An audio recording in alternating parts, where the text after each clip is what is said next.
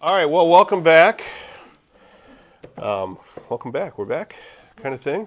It's been a few weeks, and I know that it was a good time because nothing at all happened in the world over the last 8 weeks or so.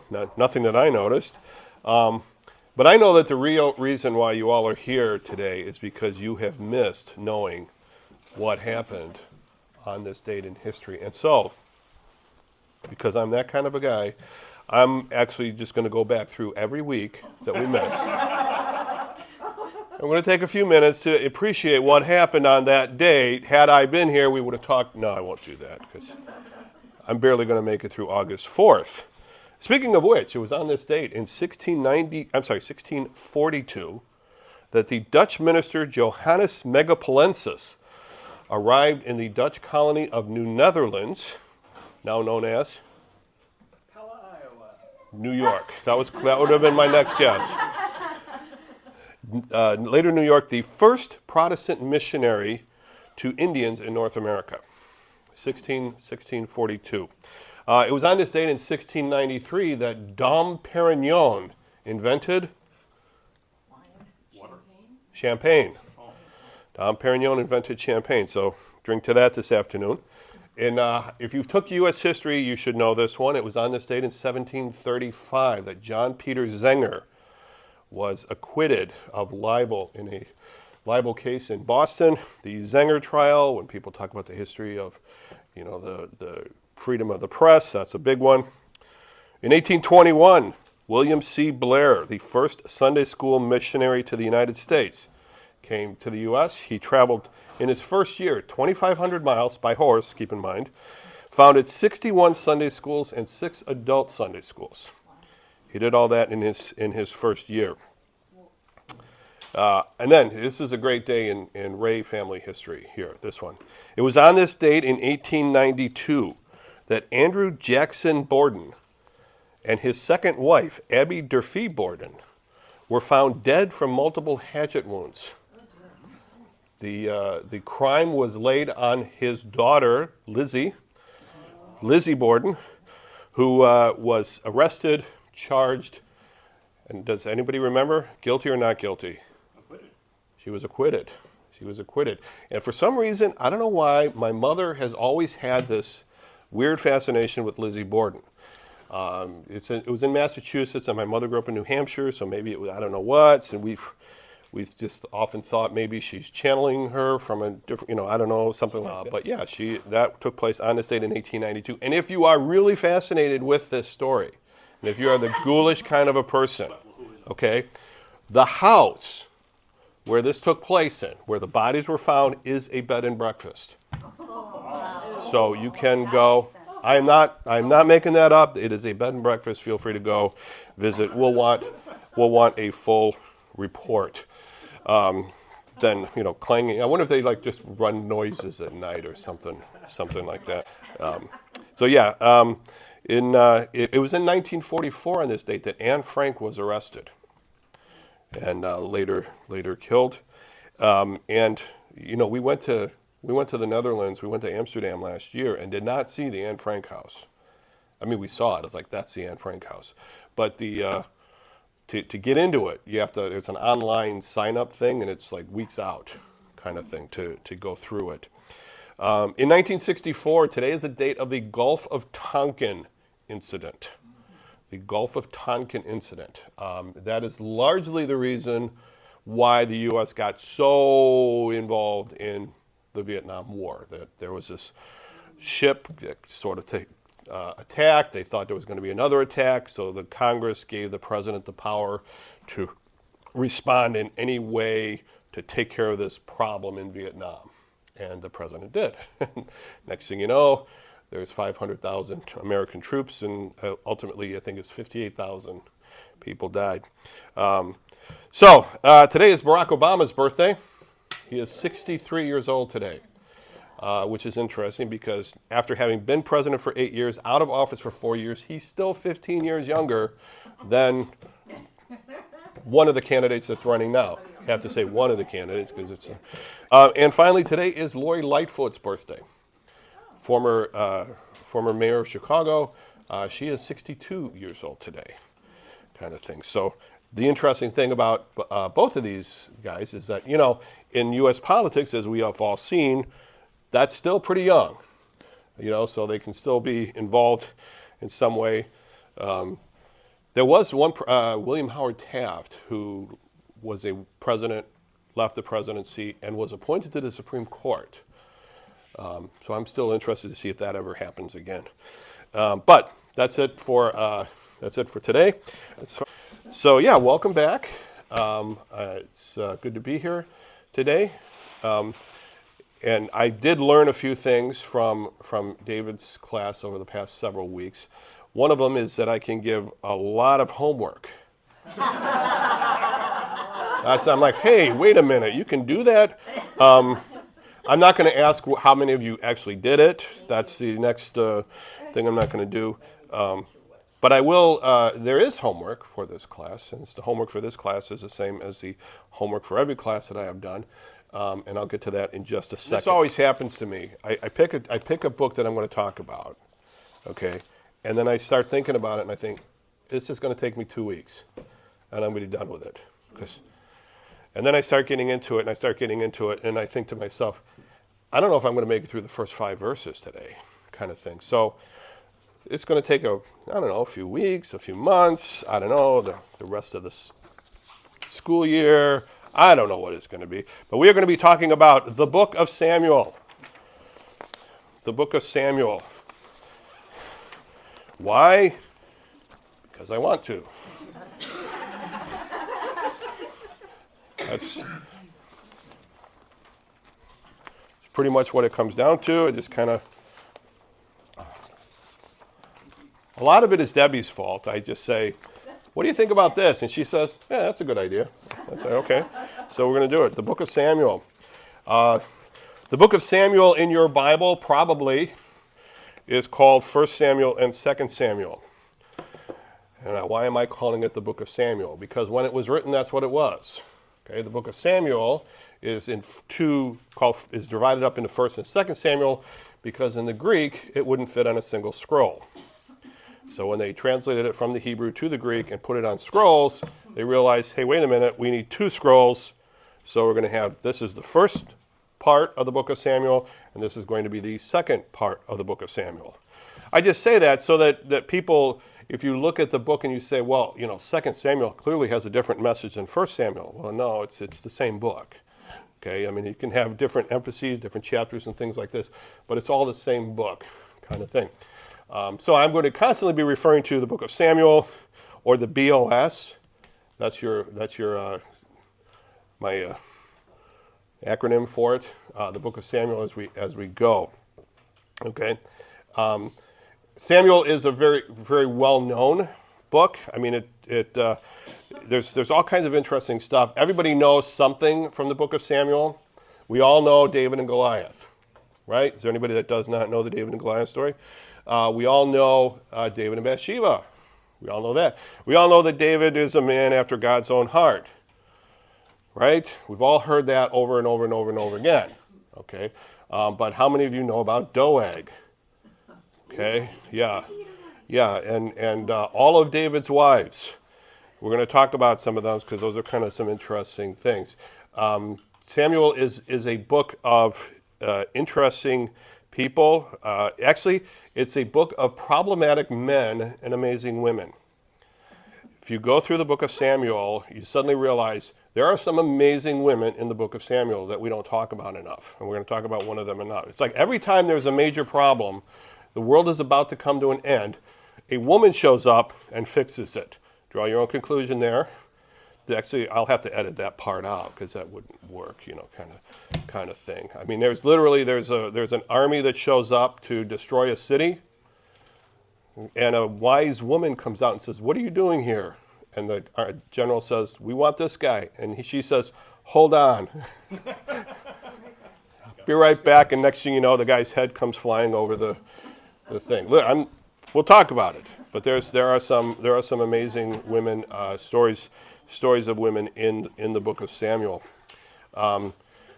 You have a lot of family dynamics in the book of Samuel.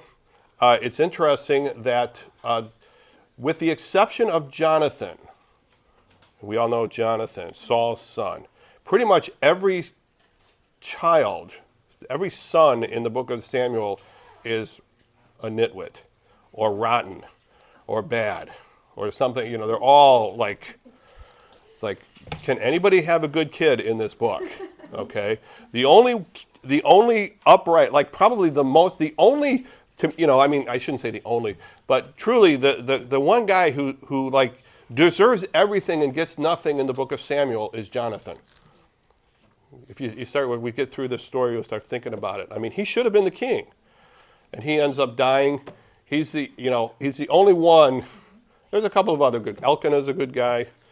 Who's my other good guy in well, Samuel is not the greatest parent. He's got bad kids too. Uriah. These guys that, you know, so these guys that they're really good guys end up dead. Elkanah, I guess, makes it along, but we'll talk about him a bit today. So as we look about the book of Samuel, okay, looking at your handout, there are some interesting things about the sources and kind of the background story of Samuel. First of all, the textual basis for Samuel is interesting. And in fact, the textual basis for any Old Testament book is really kind of interesting. When I talk about the textual basis, I'm talking about the source or the written source material that was translated into English, that we're looking at translated into English.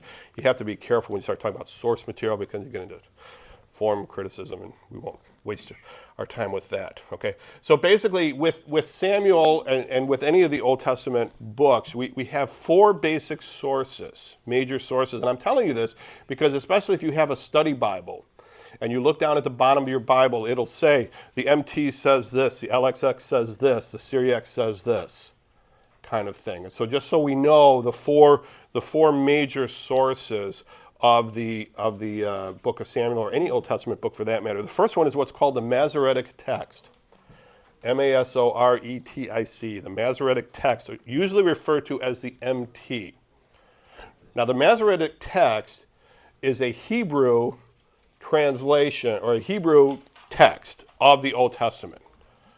Okay, so it's the complete Hebrew Bible. Okay.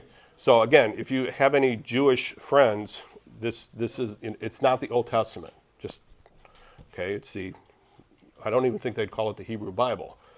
The Tanakh? What do they call it? The Torah is just the first. The Tanakh.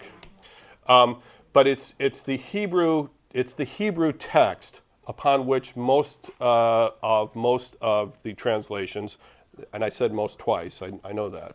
Most of the translations is based on the Hebrew text, okay, is based on the Masoretic text. Now the problem is, the Masoretic text comes from about the 9th to the 11th century AD, or Common Era, depending on how you.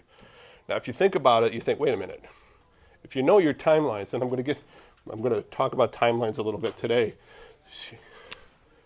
Oh great, I get a nice, so. If we say, for sake of discussion, this is, let's see, I think 1400 or so. This is approximate. This is the Exodus, 1400 BC. Okay, 1400 BC is the Exodus. 1050 to about 900, about 150 years in here. This is the time of the United Kingdom. Okay, the United Kingdom, and this is BC. And this is all approximate. I mean, so this is the era that we're going to be talking about here. This is what the book of Samuel covers. Well, actually, the book of Samuel covers up to about here because it doesn't really, other than Solomon being born. Then you go up. Let's see, what is it? 721 is the fall of the northern kingdom. 586 is the fall of the southern kingdom, Judah.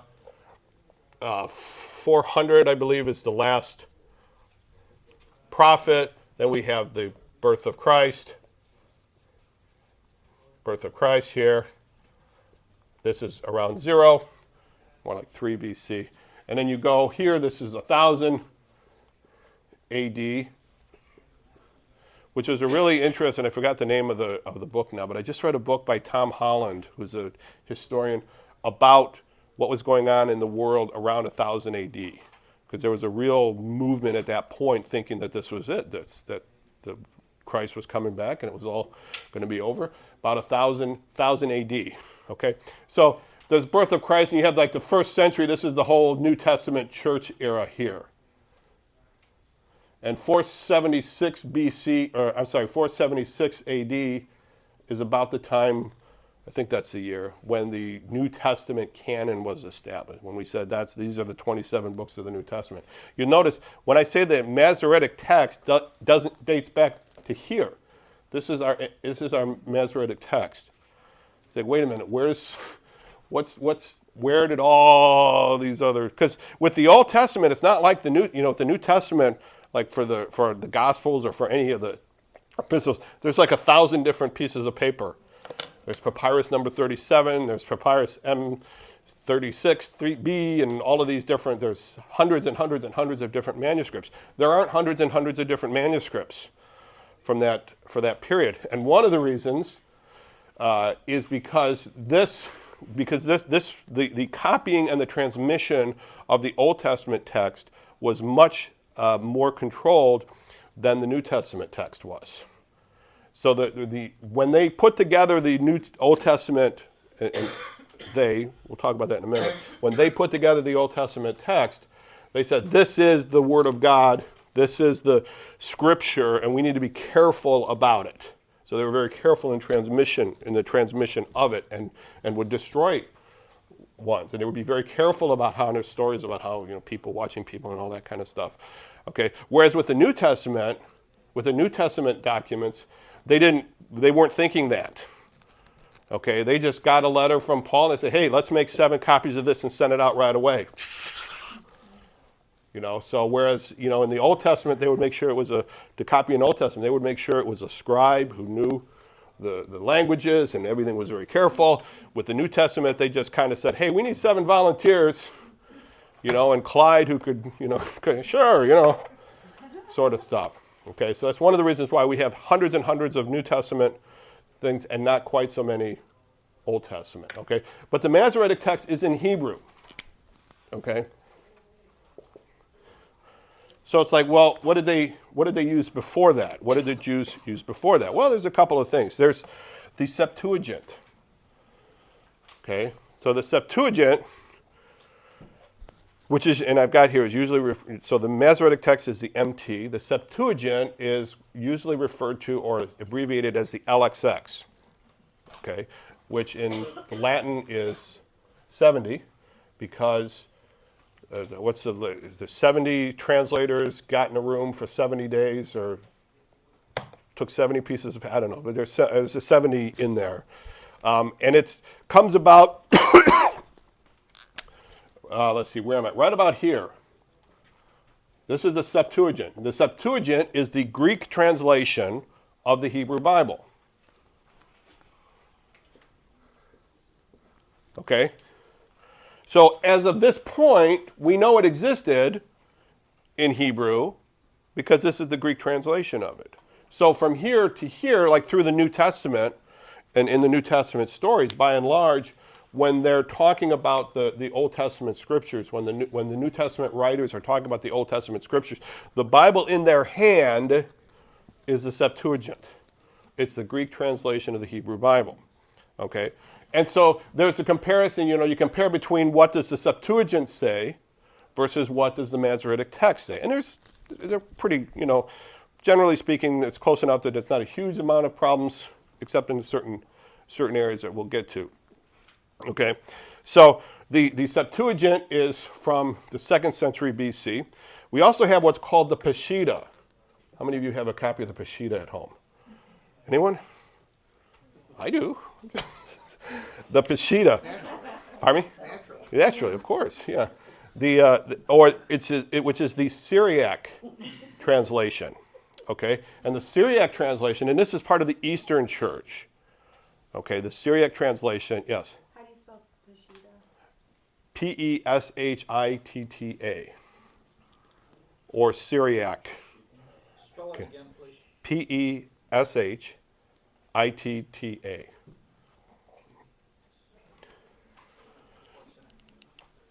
Okay, that is, or the Syriac, Syriac, the Syriac translation. Okay, and that comes, let's see, where am I? That comes about here, about 200 AD. It's easier to spell Syriac than it is Peshitta. That's about 200 AD. It's actually, there's a range, and this is not 100% exact. Okay, and so for years and years and years, these were your three main sources for the Old Testament text. You would just kind of compare text to text to text and say, this is what it is. And so people would kind of go, well, which is the original, etc. Okay? And it wasn't until 1947 that we had anything really significant to compare all of this to. And what happened in 1947? The Dead Sea Scrolls. So way down here, there's a little break in the years. 1947, you have the Dead Sea Scrolls. And the Dead Sea Scrolls, although they don't copy the entire Old Testament, there is quite a bit of the Old Testament. And the Dead Sea Scrolls are dated to the 3rd century BC to the 1st century AD. So this is when they were found, but the Dead Sea Scrolls are written in about this, from about here to here. And this, of course, is in Hebrew. Okay? So when you look in your Bible and you look at the text and there's a question about a word or there's a note and you see down at the bottom and it says the MT says this, the Syriac says this, Dead Sea Scrolls say this. These are your 4 manuscripts. Now, generally speaking, they're really they're really in pretty good agreement, with a couple of really major exceptions. Okay, and we'll get to one of them, especially not today, but I believe it's the Septuagint. I can never remember which way it goes, but I think the Septuagint version of the story of David and Goliath has like 93 more verses than the Masoretic text, or it's the other way around. There's a significant difference between the two. Although generally speaking, to this day, most scholars will look and say that the Masoretic text is the best, most accurate text that we get from. But every once in a while I'm going to say, well, you know, in the Syriac they said this or something like this, which might give a different flavor to something. Okay? So, and there are other things in there, but these are like the 4 major things. Again, you looking, my I just have an NIV that just has just the NIV notes. And verse 1, see Septuagint. Okay, so it's right there, you know. On the next page, under chapter 2, there's a reference to the Masoretic text, the Dead Sea Scrolls, Masoretic text, the Syriac. Okay, so in your NIV Bible, you're going to see this all the time. Okay, so that's kind of, so you know. Any questions on that? Okay. You can actually get like an English translation of the Septuagint, and you can get like an English translation of the Masoretic text. But even then, you're still dealing with a translation. Better, if you're really interested, I suggest learn Hebrew. Just pick it up. It shouldn't take more than a decade or more. And then just read the actual Masoretic text itself. But, all right, when was the book written? When was the book of Samuel written? Well, we don't really know. Okay? We don't really know when the book was written. It isn't like Paul, we can pinpoint when Paul wrote certain books. We can say because he's writing from this country or there and kind of put it together like that. You have to go with the internal evidence. We certainly know that it was done by the 3rd century BC. Excuse me. But it's probably done between the division of the kingdom. Okay, so this is where the kingdom is divided. That is, it goes from being a single kingdom to being a northern kingdom of Israel and a southern kingdom of Judah. Between that, and probably and the return of the exiles, which is after the Babylonian captivity, so somewhere in this time period. What many people believe is that at some point during the Babylonian captivity really transformed the Jewish people in that For one thing, you don't see in the New Testament, you don't see troubles with the Jewish people being idolatrous. Okay, they've finally gotten over that.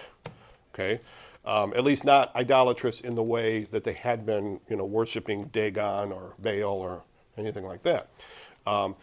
And many scholars think that during that point, during that Babylonian captivity, the Jewish leaders were all kind of in one place, the Jewish scholars, and they said, okay, we really need to put together our literature, our literary background, our story put together. And they started collecting these books and putting them together and things like that.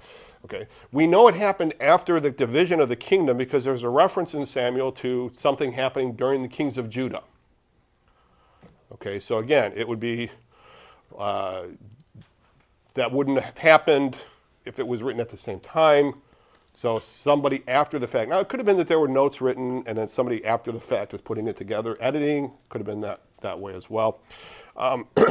We also know that it took place after some period of time because there's some linguistic shifts that you see that the text talks about.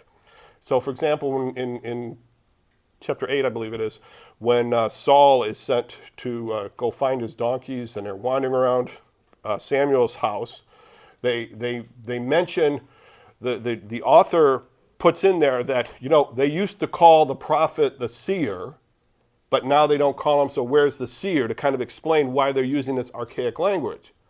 Okay, so again, there's this linguistic shift. By the time that the book was written, they wouldn't have called him a seer, they would have called him a prophet, but they want to explain to that. So again, there's some time that has gone on there. But so in Psalm 137, some people have looked at that. It's by the rivers of the water of Babylon and kind of thing, have said that's kind of their ode to, if I forget my history, that's kind of their encouragement to remember their past and that this is part of their process of doing this. Okay. Who wrote the book? Don't know. I thought Paul wrote it. This one, no, I'm just kidding. No. Did you? You didn't know. No, you don't think so, right? We don't know who wrote it. Okay. There could be multiple authors. There could be editors. There's several different ideas who it could have been. Jeremiah's one of the thoughts that of somebody who might have written the book. Could have been just an unnamed writer during the time of the Babylon that got all of the text together. Okay, so we don't really know who wrote it. We know Samuel didn't write it because he's dead. Well, he does come back, so who knows? But Samuel didn't write it, although he may have written parts about his own life. It could have been somebody in David's court. It could have been somebody in Solomon's court, okay, that put the majority of together. But we don't, again, your guess is as good as mine, on that. What is the book about? What is the book of Samuel about? Okay, well, usually the book of Samuel is considered to have like 5 purposes, and each of these has an element of truth to them. So it's kind of tricky as you say, okay, well, what's Samuel about?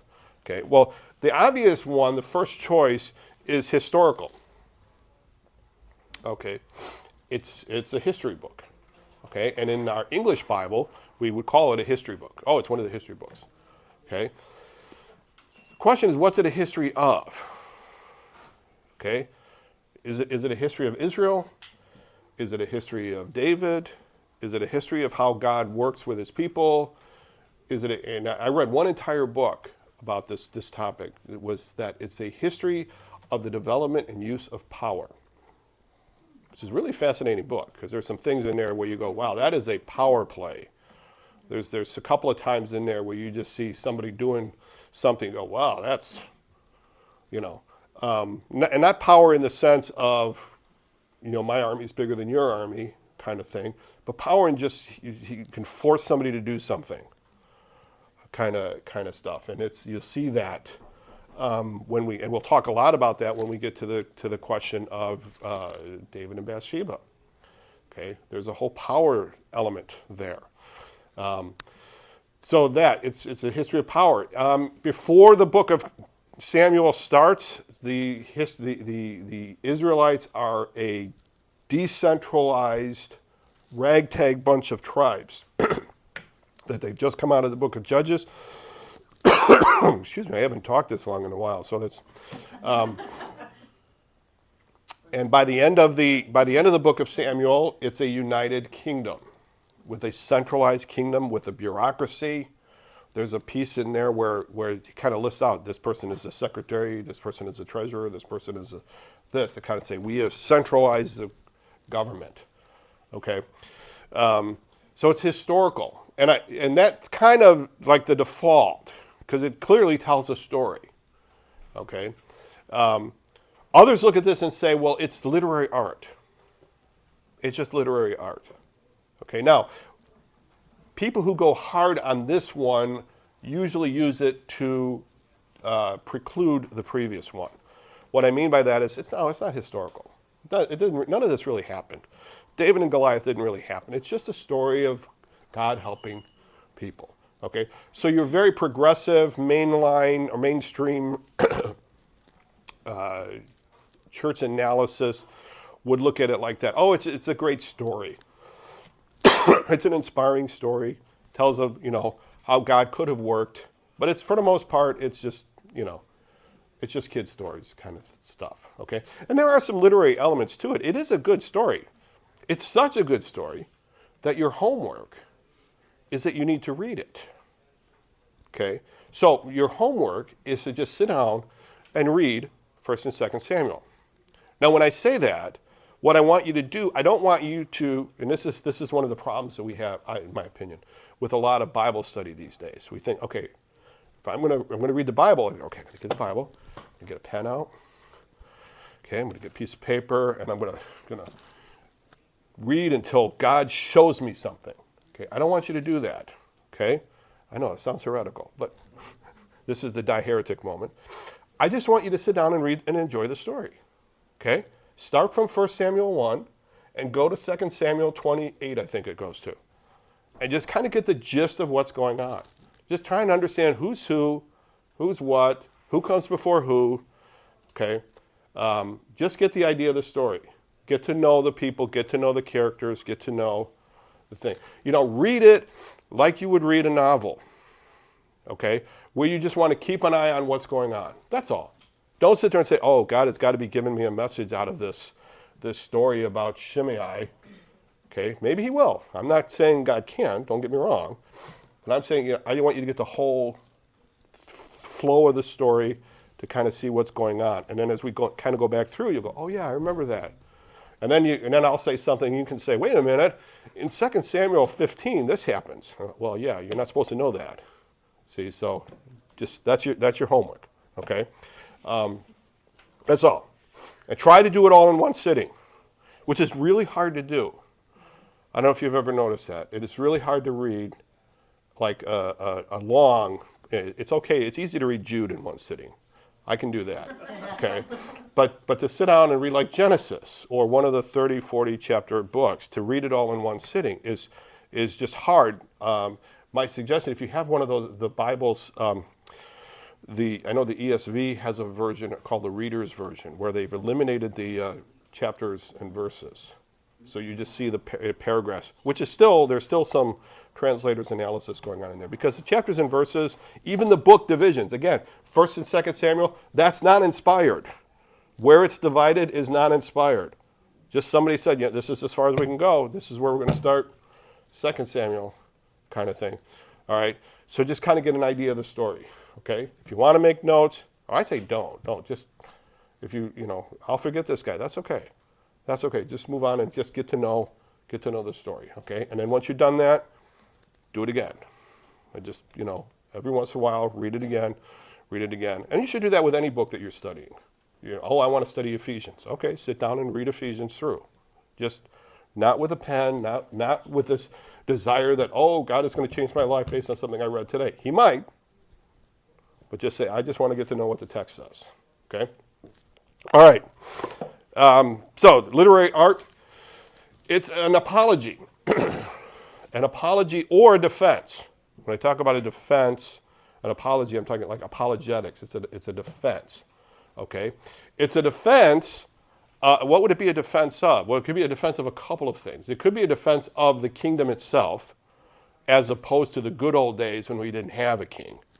You remember those days, right? In those days, there was no king in Israel.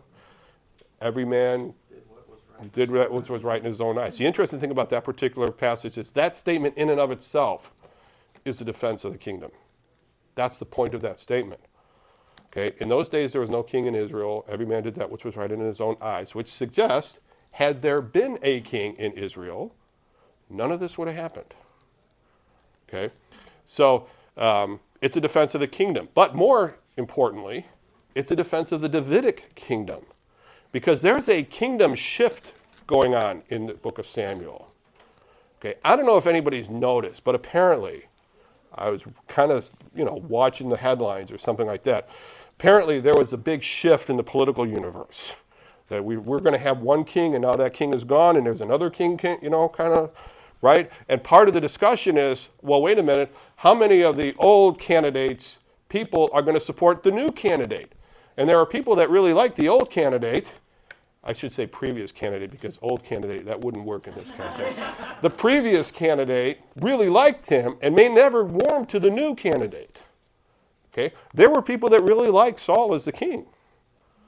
And they thought Saul should have still been the king. And they thought Jonathan should have been the king. Or Ishbosheth. Or Mephibosheth. Not Ishbosheth. Yeah, no, Ishbosheth was one.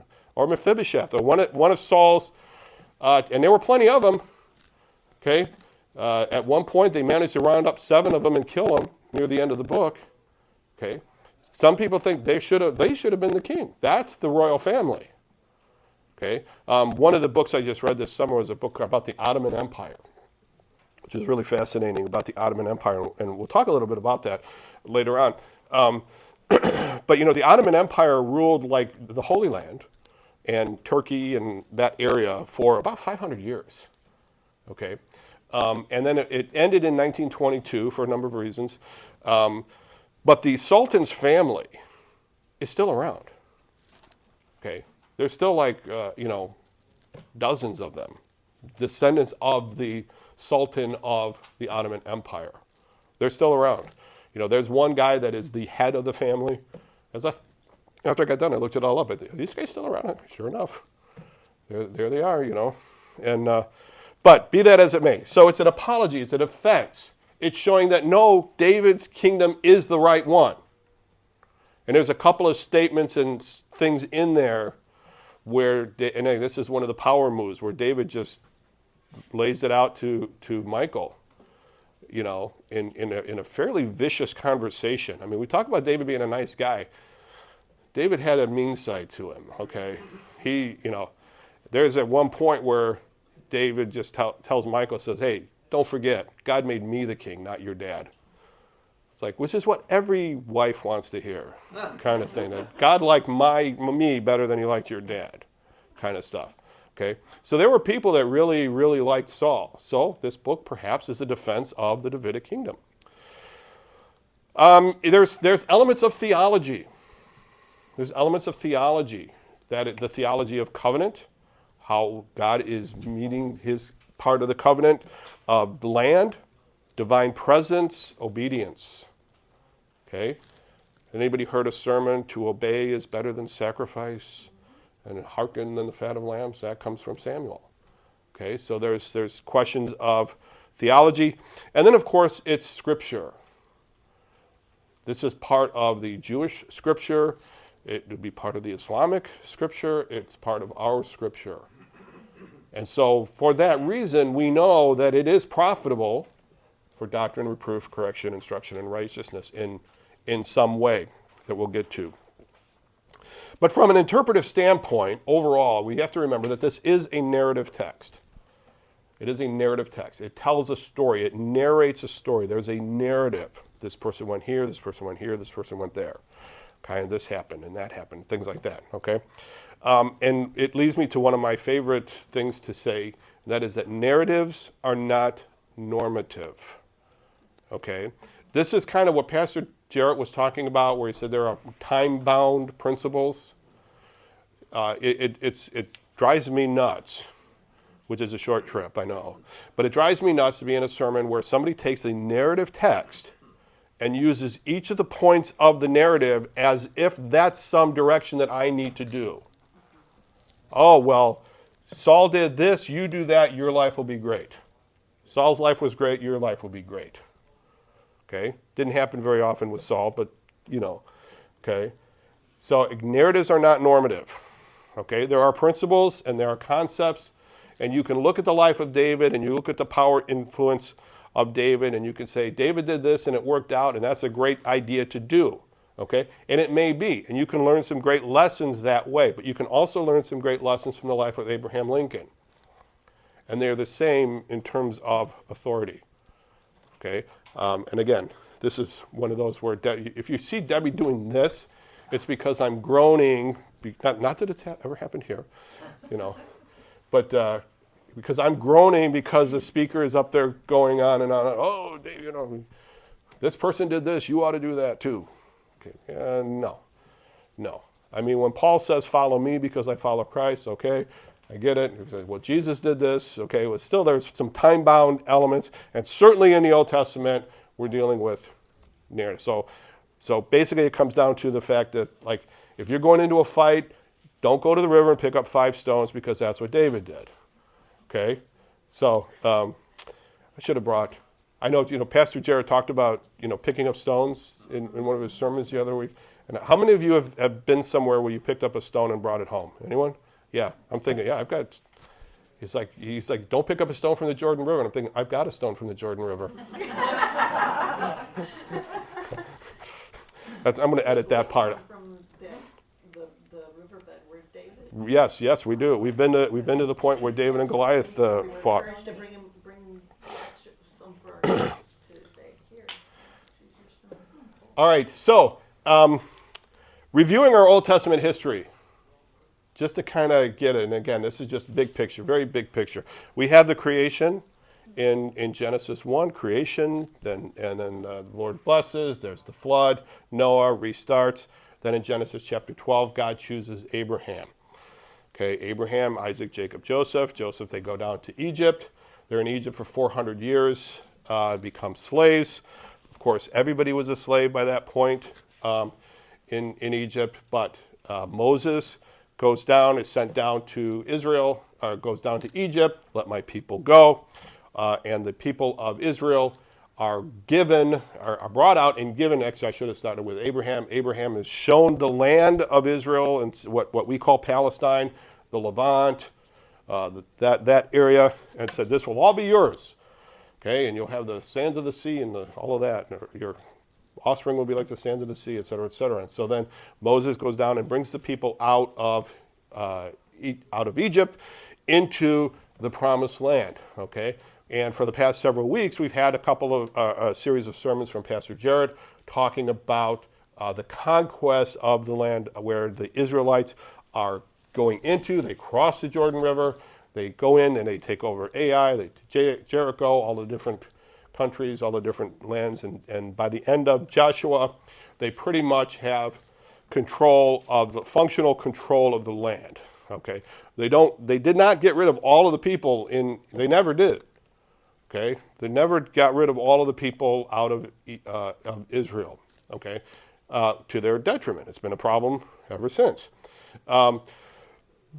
And so then Joshua ends, and what's interesting, last week Pastor Jared preached about Joshua 24:15, choose you this day whom you will serve, et cetera, kind of thing. And what I found interesting about that is that when Joshua is talking to the people of Israel, he's telling them this is a personal decision that you have to make. Okay, it's not my decision to make for you. You have to decide for yourself. You choose you this day whom you will serve. Okay, don't let me choose for you. Choose you this day whom you will serve.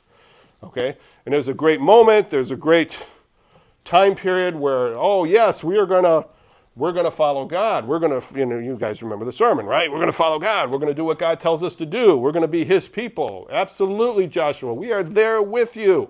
Then we have the book of Judges. Okay, the book of Judges, which is just one disaster after another. Okay, you have different rulers popping up, different leaders called judges. Some of them are good, some of them are bad. You have different events that take place. And the book of Judges is, again, the book of Judges at the end of the day, to me, is a defense of the Davidic kingdom. Okay, because one, it points out that you have to have a kingdom. Okay, you have to have a kingdom because in those days there was no king in Israel. If there had been a king, none of this would have happened. Okay, so this is why we have a kingdom. And why the king? Well, you know what? If you notice, there's a lot of bad things happen, and a lot of it centers on Benjamin, the tribe of Benjamin. That whenever they talk about the tribe of Benjamin, it's a bad thing. This guy from Benjamin killed this person and cut her into 12 pieces. It's like, now why would that matter? Well, where is Saul from? Benjamin. So it's like, well, anybody from that tribe can't be all good. Okay? But at the end of Judges, you still have this chaos going on, okay? And you have these regional tribes kind of running their own little fiefdom sort of thing, okay? And it's clearly not working, okay? It's clearly not working, and that leads us up to the time of Samuel, okay? And as I say here with my title, the whole story starts with a barren woman. The first amazing woman that we're going to talk about, and that's a woman named Hannah. So if you have your Bible, in 1 Samuel chapter 1, I use the NIV, the 2011 NIV. We'll read the first couple of verses here. There was a certain man from Ramathon, a Zuphite from the hill country of Ephraim, whose name was Elkanah, son of Jeroham, the son of Elihu, the son of Tohu, the son of Zuph, an Ephraimite. He had 2 wives. One was called Hannah and the other Peninnah. Peninnah had children, but Hannah had none. Okay? So, we start with a faithful, God-fearing man, Elkanah. Okay? In verse 3, year after year, this man went up from his town to worship and sacrifice to the Lord Almighty at Shiloh, where Hophni and Phinehas, the 2 sons of Eli, were priests of the Lord. Okay? So the first hero of the book of Samuel is a barren woman named Hannah. Okay?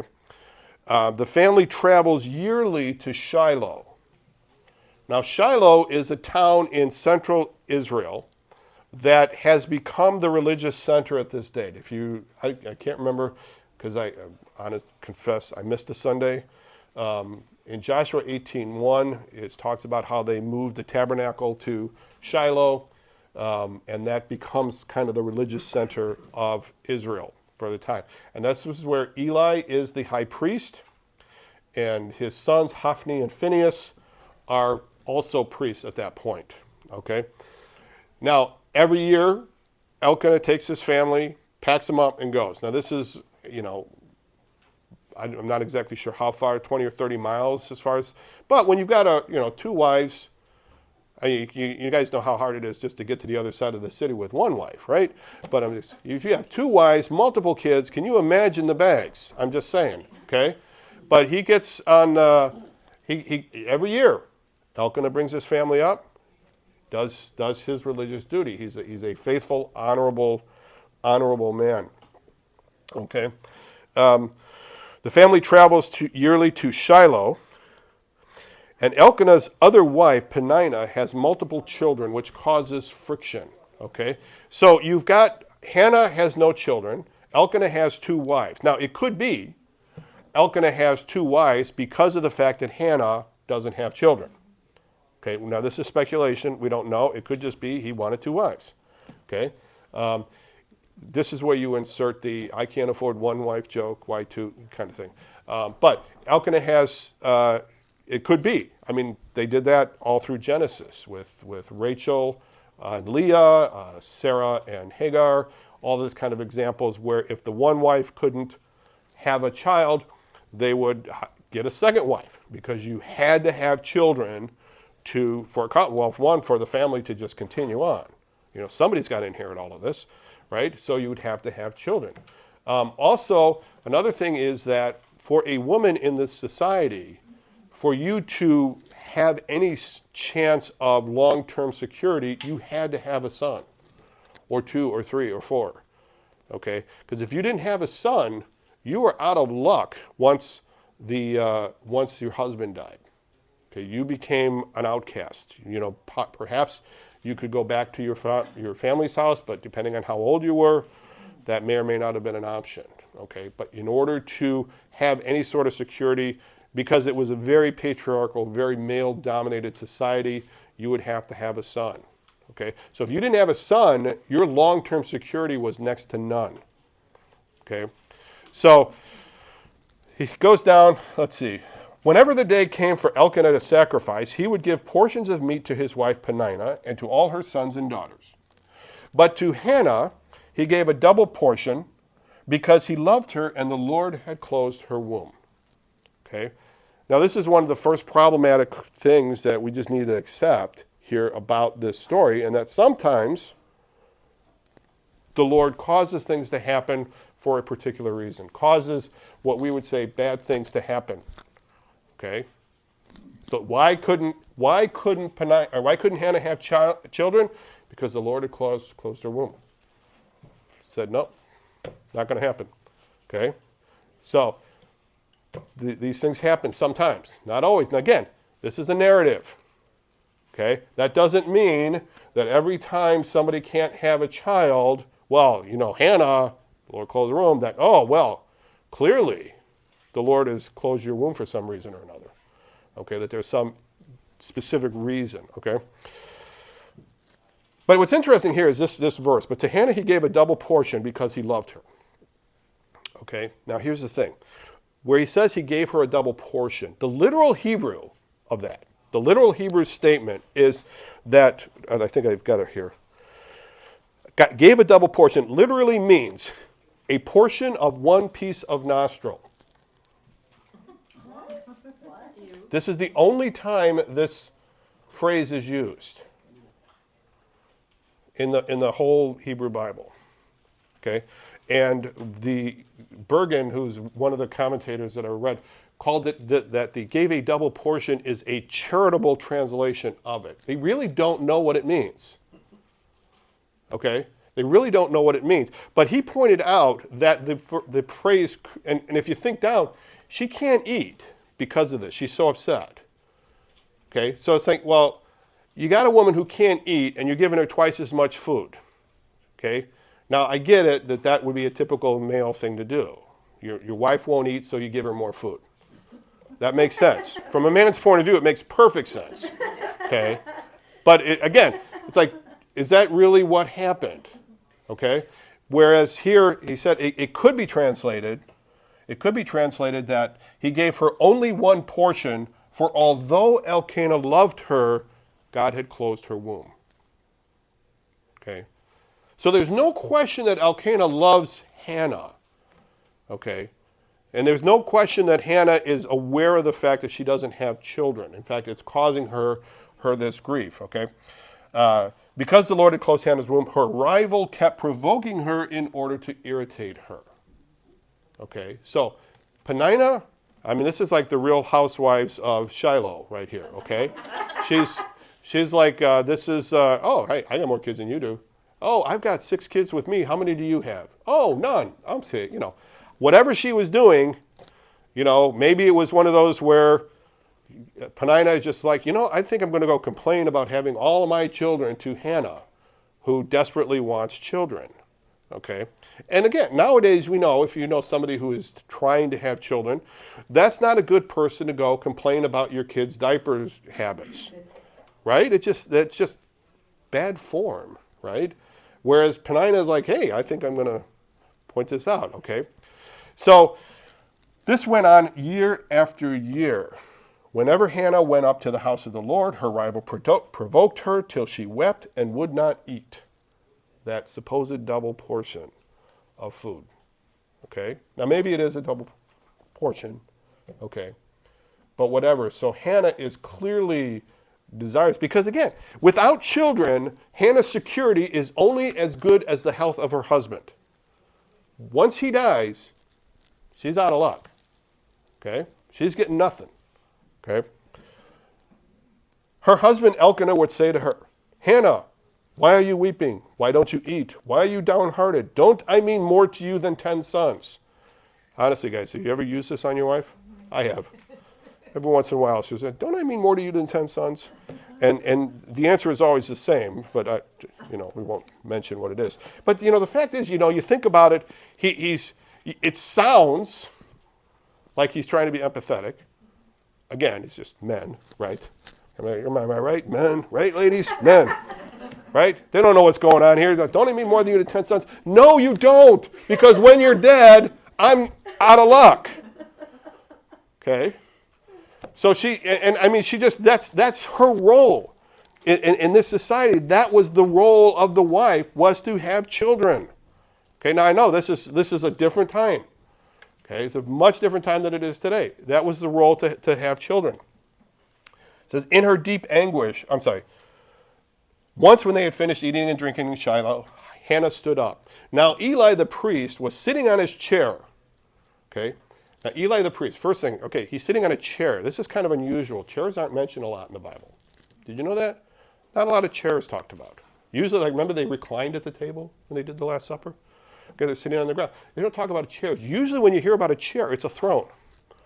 Okay, which is kind of, this word could be translated throne. He is the high priest. He's kind of sitting up there watching. Now, I'm going to tell you something here. This is something that never really occurred to me all the time I read through the book until I started really studying. Eli's not that good a priest. Okay? He may be the high priest, but you know what? He's just not that good a priest. So he's sitting there, okay? He's sitting there on his own. He sees this woman standing, and she's praying in her heart, but her lips are moving, right? So his first thought is what? She's drunk. And now you just start thinking about that. It's like, well, what makes him think that? Has he seen a lot of drunk women at this service there? Why he leaped to that conclusion, I don't know, but he does. Okay? So, That's how I pray when I'm drunk. that could very well be it. That could very well be it.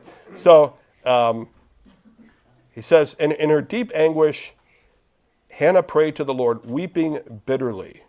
Okay?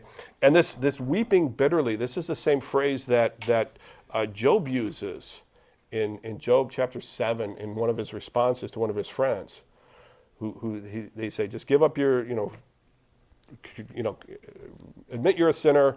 And Job says, no, I'm not. I'm going to weep bitterly over what has happened to me. And they think of what has happened to Job and his response to that. That's how he describes it, that same phrase. That's her feeling at this point. Okay, so this woman is distraught. Okay, quite frankly, again, this woman is so distraught. This is the point where no man should come near her, period. Let her commune with God, and Eli should have just shut up. Again, he's not that great a priest. But Eli says, Eli observed her mouth. Hannah was praying in her heart, and her lips were moving, but her voice was not heard. Eli thought she was drunk and said to her, how long are you going to stay drunk? Oh, I'm sorry. Wait a minute. In her deep anguish, I'm at verse 10, prayed to the Lord, weeping bitterly. And she made a vow saying, Lord Almighty. Okay, now this name of God, Lord Almighty, this is the first time anybody has used this in the Old Testament. Okay? This has not been used before. This is the first time. This is the way Isaiah talks about the Lord when he talks about the prophecies of what the Lord is going to do, and a lot of the prophets use this. This is the first time. Okay? And it's interesting that even in this patriarchal society, okay, that the writer here lets this woman's voice be heard. That this woman be the one that says, okay, she can introduce this name of God, this way of approaching God. He says, Lord Almighty, if you will only look on your servant's mission, then I will give him to the Lord but give her a son, then I will give him to the Lord for all the days of his life, and no razor will ever be used on his head. She says, Hannah's prayer for a son includes a vow that the boy will be given back and be a Nazirite as well, which is somebody who is dedicated. We won't get into all of that, but will be dedicated. It's interesting. You're going to see the kids' books. If you see all the kids' books, when you see pictures of Samson, do you see or when you see pictures of Samuel, do you see pictures of Samuel with very long hair? Usually you don't, but he would have. Right? He never had a haircut. Okay, so But be that as it may. So he says, as she kept on praying, Eli observed her mouth. Hannah was praying in her heart. Eli thought she was drunk. How long are you going to stay drunk? Put away your wine. See, really, that's not, when they, back in the days when you had like people coming forward or, at altar calls, there were certain trainings that you would have to do when people came forward, that certain questions you should ask and questions you should not ask. And this would be a question you don't ask somebody who comes forward. How long are you going to stay drunk? You should say something like, what can I do for you? Or how can I help you? Or what's on your heart today? Not how long are you going to stay drunk kind of thing, right? Not so, my lord, Hannah replied. I am a woman who is deeply troubled. I have not been drinking wine or beer. I was pouring out my soul to the Lord. Do not take your servant for a wicked woman. I have been praying here out of my great anguish and grief. Okay, so she knew where she needed to go. She knew what she needed to do. She was in the right place at the right time. The high priest is the one who doesn't have it right. Okay? And Eli answered, I think he says, okay, what I find interesting, he says, go in peace, and may the God of Israel grant you what you have asked of him. Note, the text doesn't indicate that he asks what she's praying. Which to me, that would have been, oh, well, I'm the high priest. I can ask, right? What are you praying for? He doesn't ask. She said, and I'll finish the story here real quick. Eli says, go in peace. And he says, well, go ahead. And boy, I sure hope your prayer gets answered. See you later. Bye-bye. And she goes. She said, may your servant find favor in your eyes. Then she went away and ate something, and her face was no longer downcast. So the thing is that even though the text doesn't indicate, she takes comfort in what he says. Okay? Or she just knows that she feels she's been heard. She's been seen. Okay? So, somebody knows about her anguish.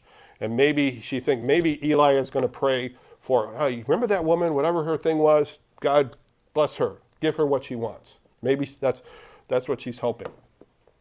Early the next morning, they arose, she's back with her family, and worshiped before the Lord, and then went back to their home at Ramah. Elkanah made love to his wife Hannah, and the Lord remembered her. Okay, so Elkanah's in on this. Okay, Elkanah knows where his wife is.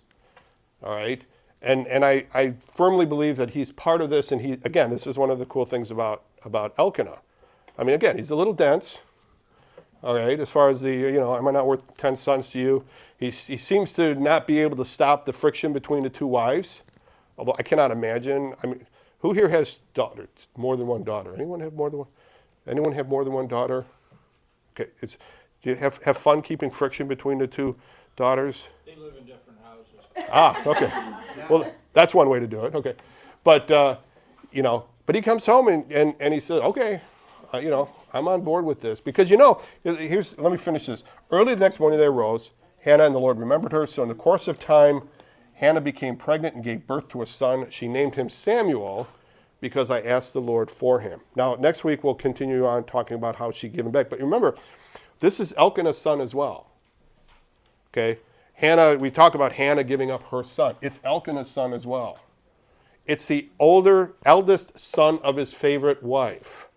Think of Joseph, the oldest son of the favorite wife. And Elkanah is okay with this. Okay? And one of the things about this particular vow, okay, is that she makes the vow, Elkanah knows about it, Elkanah is okay with it, and then they complete the vow, they fulfill the vow completely. Okay, so this is one of the things that people say, well, I made a vow to God and it didn't work. And say, well, did you fulfill your part completely? Now, I'm not saying that, again, this is a narrative. It doesn't say that if you go pray in front of a guy on a chair in a church that you're going to get a baby out of it. Okay, but if you're going to be making a vow, fulfill it completely. How impressed would you be with a husband who said, you know what, over the course of my marriage, and our anniversary is coming up, it's going to be 33 years. How impressed would you be with me if you said, over the course of the last 33 years, I have probably kept 85% of my marriage vows. That's pretty good, right? Nobody's agreeing with me here. Okay? Well, 90%, I've kept 90% of my marriage vows. 99%. Great, one little percentage, right? No, it's like, if you're going to make a vow, keep the vow. And that's what Elkanah and Hannah do, okay? She calls him Samuel because the name Samuel in Hebrew either looks like, and there's some controversy over this, whether it looks like a Hebrew phrase meaning I was remembered, or no, because I asked the Lord for him, or it sounds like it in the accent of the day. There's something about the name Samuel brings to mind that the Lord remembered her, or she was called for, she asked for him. Okay, there's something about the name. Again, it's not that clear, and again, there's some discussion over this. Okay. All right, next week we'll talk about Hannah's coming in, and we'll start talking about the comparison of the two families, because we see Eli's family, which is, not exactly as stellar, as opposed to what happens with the rest of Elkanah's family. All right, thank you very much, and I'll see you all next week, which is the 11th, which is not my anniversary yet. Need to keep this in mind.